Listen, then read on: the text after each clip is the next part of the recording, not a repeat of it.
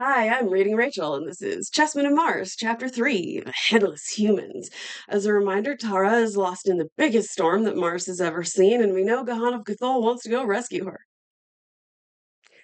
Above the roof of the palace that housed the Jet of Gathol and his entourage, the cruiser Vanator tore at her stout moorings. The groaning tackle bespoke the mad fury of the gale, while the worried faces of those members of the crew whose duties demanded their presence on the straining craft gave corroborative evidence of the gravity of the situation. Only stout lashings prevented these men from being swept from the deck, while those upon the roofs below were constantly compelled to cling to rails and stanchions to save themselves from being carried away by each new burst of meteoric fury. Upon the prow of the Vanator was painted the device of Gathol, but no pennants were displayed in the upper works, since the storm had carried away several in rapid succession, just as it seemed to the watching men that it must carry away the ship itself. They could not believe that any tackle could withstand for long this titanic force. To each of the 12 lashings clung a brawny warrior with drawn short sword. Had but a single mooring given to the power of the tempest, 11 short swords would have cut the others. Since partially moored, the ship was doomed, while free in the tempest, it stood at least some slight chance for life. "By the blood of Isis, I believe they will hold!" screamed one warrior to another. "And they do not hold, may the spirits of our ancestors reward the brave warriors upon the Vanator," replied another of those upon the roof of the palace, "for it will not be long from the moment her cables part before her crew dons the leather of the dead. But yet, Tanis, I believe they will hold. Give thanks at least that we did not sail before the tempest fell, since now each of us has a chance to live." "Yes," replied Tanis, "I should hate to be abroad today upon the stoutest ship that sails the Barsoomian sky." It was then that Gahan the Jed appeared upon the roof. With him were the balance of his own party and a dozen warriors of helium. The young chief turned to his followers. "I sail at once upon the Vanator," he said, "in search of Tara of Helium, who is thought to have been carried away upon a one-man flyer by the storm. I do not need to explain to you the slender chances the Vanator has to withstand the fury of the tempest, nor will I order you to your deaths. Let those who wish remain behind without dishonor. The others will follow me." And he leaped for the rope ladder that lashed wildly in the gale. The first man to follow him was Tanis, and when the last reached the deck of the cruiser, there remained upon the palace roof only the 12 warriors of Helium, who, with naked swords, had taken the post of the Gatholians at the moorings. Not a single warrior who had remained aboard the Vanator would leave her now. "I expected no less," said Gahan, as with the help of those already on the deck, he and the others found secure lashings. The commander of the Vanator shook his head. He loved his trim craft, the pride of her little class in the navy of Gathol. It was of her he thought, not of himself. He saw her lying torn and twisted upon the ochre vegetation of some distant sea bottom, to be presently overrun and looted by some savage green horde. He looked at Gahan. "Are you ready, Santothis?" asked the Jed. "All is ready." "Then cut away." Word was passed across the deck and over the side to the heliometic warriors below that at the third gun they were to cut away. 12 keen swords must strike simultaneously and with equal power, and each must sever completely and instantly 3 strands of heavy cable, that no loose end fouling a block bring immediate disaster upon the Vanator. Boom! The voice of the signal gun rolled down through the streaming wind to the 12 warriors upon the roof. Boom! Boom! 12 keen edges severed 12 complaining moorings clean and as one. The Vanator, her propellers whirring, shot forward with the storm. The tempest struck her in the stern as with a mailed fist, and stood the great ship upon her nose. Then it caught her and spun her as a child's top spins, and upon the palace roof the 12 men looked on in silent helplessness, and prayed for the souls of the brave warriors who were going to their death. And others saw, from Helium's lofty landing stages and from 1,000 hangars upon 1,000 roofs, but only for an instant did the preparations stop that would send other brave men into the frightful maelstrom of that apparently hopeless search, for such is the courage of the warriors of Barsoom. But the Vanator did not fall to the ground, within sight of the city at least, though as long as the watchers could see her, never for an instant did she rest upon an even keel. Sometimes she lay upon one side or the other, or again she hurled along keel up, or rolled over and over, or stood upon her nose and her tail at the caprice of the great force that carried her along. And the watchers saw that this great ship was merely being blown away with the other bits of debris, great and small, that filled the sky. Never in the memory of man or the annals of recorded history had such a storm raged across the face of Barsoom. And in another instant was the Vanator forgotten, as the lofty scarlet tower that had marked Lesser Helium for ages crashed to the ground, carrying death and demolition upon the city beneath. Panic reigned. A fire broke out in the ruins. The city's every force seemed crippled, and it was then that the warlord ordered the men that were about to set forth in search of Tara of Helium to devote their energies to the salvation of the city. For he too had witnessed the start of the Vanator and realized the futility of wasting men who were needed sorely if Lesser Helium were to be saved from utter destruction. Shortly after noon of the second day, the storm commenced to abate, and before the sun went down, the little craft upon which Tara of Helium had hovered between life and death these many hours drifted slowly before a gentle breeze upon a landscape of rolling hills that once had been lofty mountains upon a Martian continent. The girl was exhausted from loss of sleep, from lack of food and drink, and from the nervous reaction consequent to the terrifying experiences through which she had just passed. In the near distance, just topping an intervening hill, she caught a momentary glimpse of what appeared to be a dome-capped tower. Quickly, she dropped the flyer until the hill shut it off from the view of the possible occupants of the structure she had seen. The tower meant to her the habitation of man, suggesting the presence of water and perhaps food.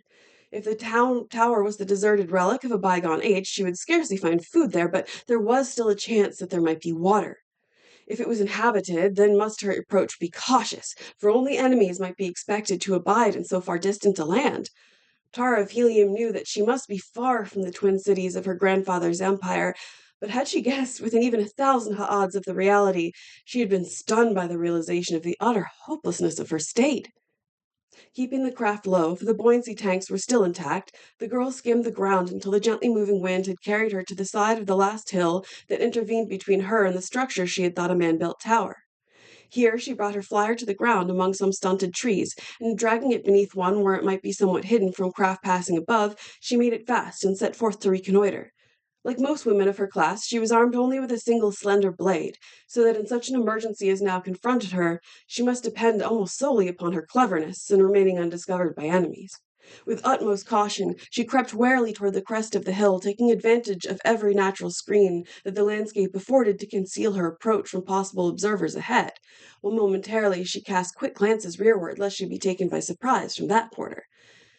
She came at last to the summit, where from the concealment of a low bush she could see what lay beyond.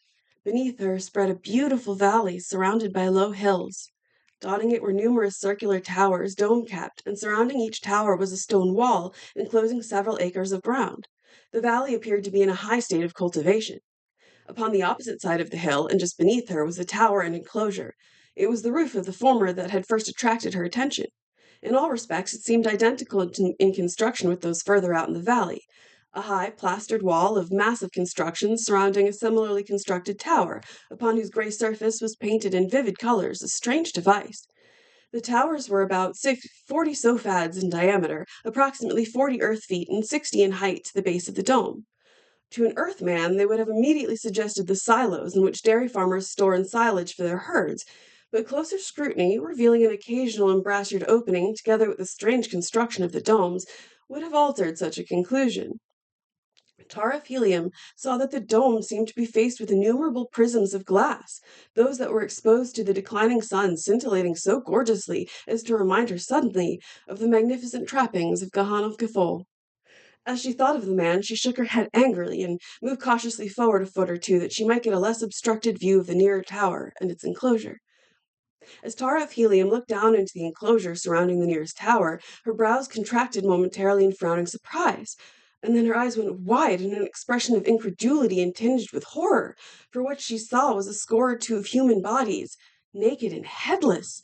For a long moment she watched, breathless, unable to believe the evidence of her own eyes, that these gruesome things moved and had life. She saw them crawling about on hands and knees over and across one another, scratching about with their fingers, and she saw some of them at troughs, for which the others seemed to be searching, and those at the troughs were taking something from these receptacles and apparently putting it in a hole where their necks should have been.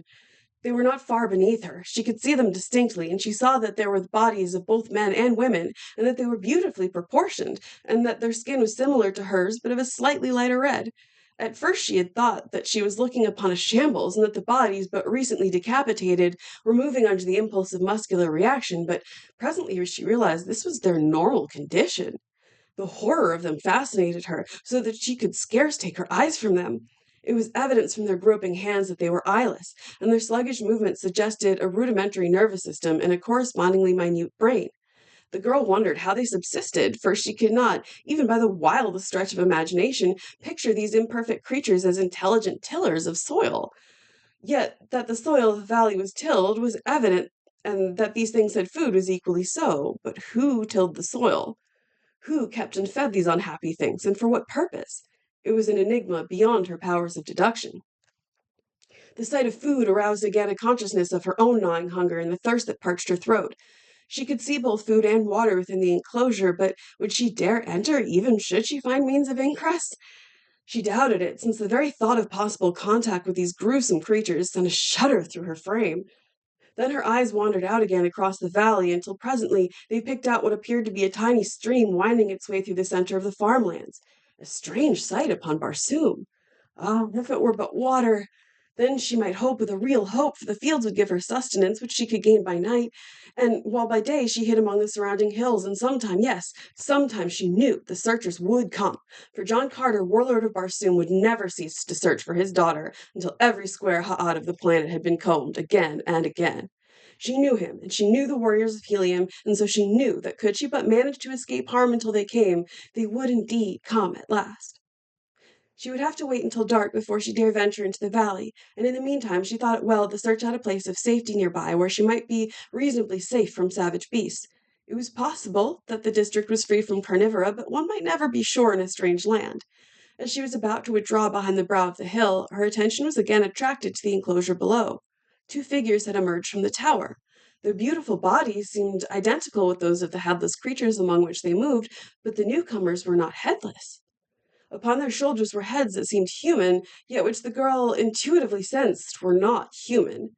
They were just a trifle too far away for her to see them distinctly in the waning light of the dying day, but she knew that they were too large. They were out of proportion to the perfectly proportioned bodies, and they were oblate in form. She could see that the men wore some manner of harness, to which were slung the customary long sword and short sword of the Barsoomian warrior, and that about their short necks were massive leather collars cut to fit closely over the shoulders and snugly to the lower part of the head. Their features were scarce discernible, but there was a suggestion of grotesqueness about them that carried to her a feeling of revulsion.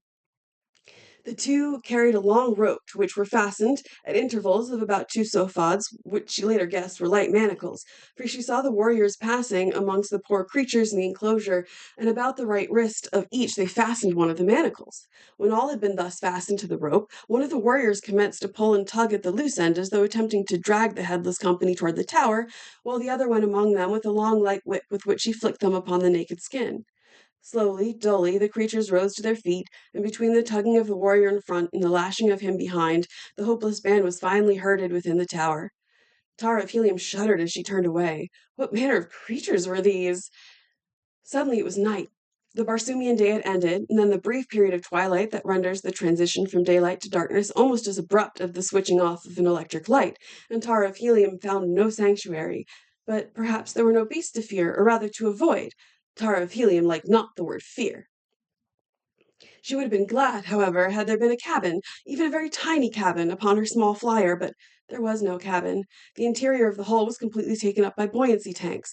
Ah, she had it! How stupid of her not to have thought of it before. She could moor the craft to the tree beneath which it rested, and let it rise the length of the rope. Lashed to the deck rings, she would then be safe from any roaming beast of prey that chanced along. In the morning she could drop to the ground again before the craft was discovered. As Tara of Helium crept over the brow of the hill down toward the valley, her presence was hidden by the darkness of the night from the sight of any chance observer who might be loitering by a window in the nearby tower. Cluros, the further moon, was just rising above the horizon to commence his leisurely journey through the heavens. 8 zodes later, he would set, a trifle over 19½ Earth hours, and during that time Thuria, his vivacious mate, would have circled the planet twice and be more than halfway around on her third trip. She had but just set. It would be more than 3½ hours before she shot above the opposite horizon to hurtle, swift and low, across the face of the dying planet. During this temporary absence of the mad moon, Tara of Helium hoped to find both food and water, and gain again the safety of her flyer's deck. She groped her way through the darkness, giving the tower and its enclosure as wide a berth as possible. Sometimes she stumbled, for in the long shadows cast by the rising chloros, objects were grotesquely distorted, though the light from the moon was still not sufficient to be of much assistance to her. Nor, as a matter of fact, did she want light. She could find the stream in the dark by the simple expedient of going downhill until she walked into it, and she had seen that bearing trees and many crops grew throughout the valley so that she would pass food in plenty ere she reached the stream.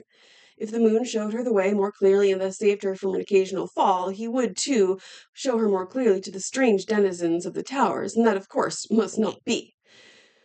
Could she have waited until the following night, conditions would have been better, since Chloris would not appear in the heavens at all, and so during Thuria's absence utter darkness would reign, but the pangs of thirst and the gnawing of hunger could be endured no longer with food and drink both in sight, and so she had decided to risk discovery rather than suffer longer.